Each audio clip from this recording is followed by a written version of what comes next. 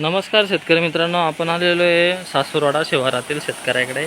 आता हा जैनचा सौर कृषी पंप हा चालू झालेला आहे आणि आपण थोडीशी शेतकऱ्यांची प्रतिक्रिया जाणून घेऊयात।